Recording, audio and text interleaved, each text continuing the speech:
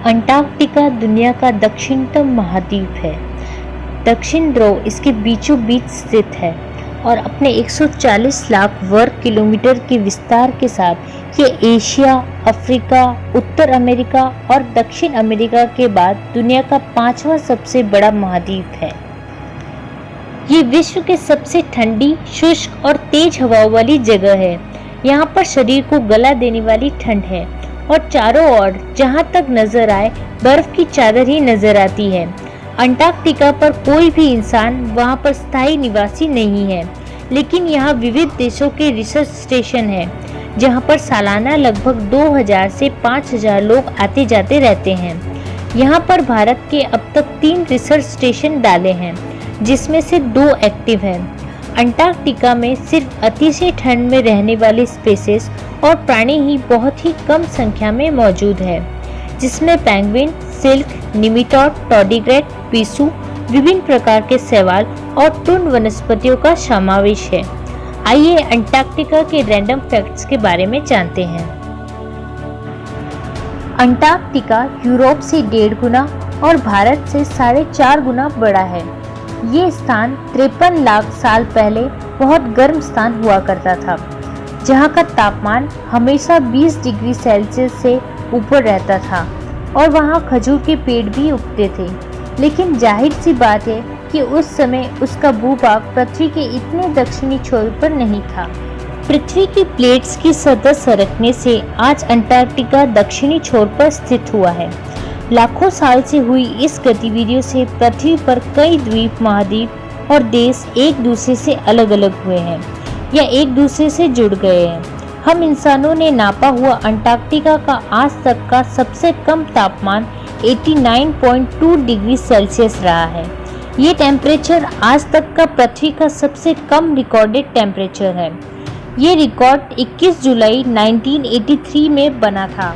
Norway के राउल एम्यूटसेन पहले इंसान थे जो सबसे पहले दक्षिणी ध्रुव तक पहुंच पाए थे। अंटार्कटिका की कुछ जगह ऐसी भी है जहां पर पिछले 20 लाख सालों से ना तो बर्फ गिरी है ना तो कोई बारिश हुई है, फिर भी वहां लाखों साल पुराने बर्फ के बड़े बड़े पहाड़ मौजूद हैं। ये जगह पृथ्वी पर की सबसे शुष्क जगह है, इसलिए इसे ड्राई वैली भी कहा जाता है। अंटार्कटिका में मैकमुर्डो नाम का अमेरिका का एक न्यूक्लियर पावर स्टेशन भी है, जो 1962 से यहाँ पर चल रहा है। इस बर्फ के रेगिस्तान में औसतन 1.5 किलोमीटर मोटी बर्फ की चादर लगभग पूरे खंड में छाई हुई है। यहाँ पर पृथ्वी का 90% पानी बर्फ के रूप में मौजूद है। यहाँ कई जगह ऐसी भी है जहाँ 350 किलोमीटर प्रति घंटा की स्पीड से हवा चलती है। पूरी धरती पर सिर्फ अंटार्कटिका और न्यूजीलैंड ही ऐसी जगह है जहाँ पर किसी भी जाति के सांप नहीं पाए जाते। ये दुनिया का एक ही ऐसा महाद्वीप है जहाँ पर कोई भी टाइम जोन नहीं है। एमेलियो प्लामा नाम का आदमी दुनिया के सबसे आखिरी छोर पर जन्म लेने वाला सबसे पहला इंसान बना। एमेलियो का जन्म अंटार्कटिका में 7 जनवरी 1978 में हुआ था। एमेलियो की माता अर्जेंटीना से थी। ये अर्जेंटीना द्वारा खुद का अंटार्कटिका का हिस्सा बनाने का प्रयास था, इसलिए अर्जेंटीना ने अपने देश की एक गर्भवती औरत को अंटार्कटिका भेजा था। ये स्थान कई रहस्यों से भी घिरा है। कई वैज्ञानिकों का उगता तौर पर यह दावा है कि एक समय पर इस जगह पर अति विकसित सभ्यताएं मौजूद थी। ग्रीक दार्शनिक प्लूटो ने भी 2000 वर्ष पहले अंटार्कटिका की मानव सभ्यताएं और उसके संहार होने का वृत्तांत लिखा है, जो हमारे लिए चौंका देने वाला था, क्योंकि हम अक्सर यही मानते थे कि वहां पर जीवन संभव नहीं है। इसलिए ये जानकर कुछ रोमांचक मनुष्यों ने अंटार्कटिका की सभ्यताओं पर रिसर्च करना शुरू किया और वहां पर जाकर खोजबीन की। कुछ अवशेष और तथ्य सामने आए जो प्लेटो के अनुमान से हूबहू मिलते जुलते थे।